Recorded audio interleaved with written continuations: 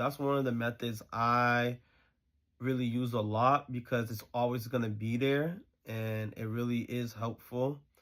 And another method would be praying. Praying is really important to me, and it really helped me out in a lot of situations, especially when I didn't think I had energy or strength to do something. I would pray to God, and God would grant me the strength and the wisdom and discernment to surpass moments where I felt very anxious or I felt like I couldn't do it. And it just brought me to a next level because it really showed me that nothing's impossible. It really gave me strength when I couldn't even deal with it no more, when my body didn't feel like I could. And it's helped me so much in my life. And there's a lot of different methods as well, like therapy. Therapy is also essential and really good. Therapy is not for everybody, but I do recommend therapy as well because it's really helpful to hear yourself talking to somebody so you know you feel heard.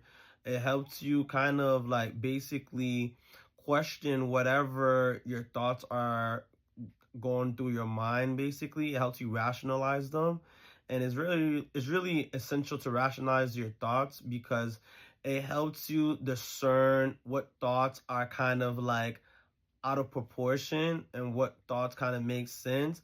And even though you may feel anxious because of a thought and it might be valid, it helps you cope with certain anxious behavior or certain patterns so you won't always and induce yourself in anxiety. But anxiety is a normal human thing and you should embrace anxiety.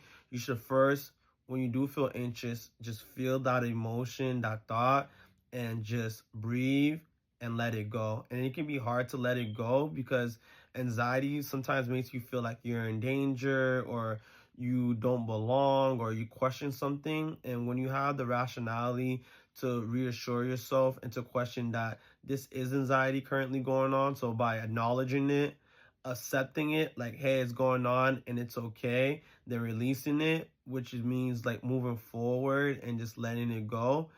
And I guess the hard part for some people is the letting it go part. And you got to let it go if you want to get better, if you want to heal. So those are kind of some ways to improve on coping with anxiety.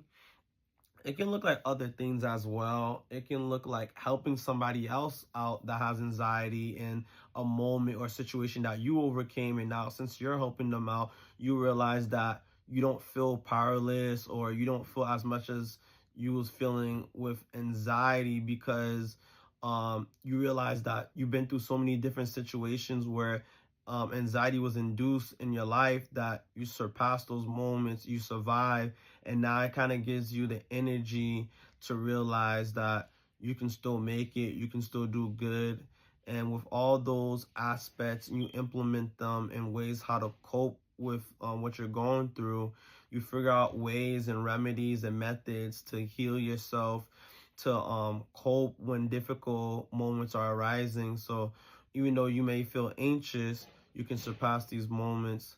So those are my methods on what I do, and everyone's method can look different, but those are my healthy methods that I do to make sure I'm able to cope with my anxiety.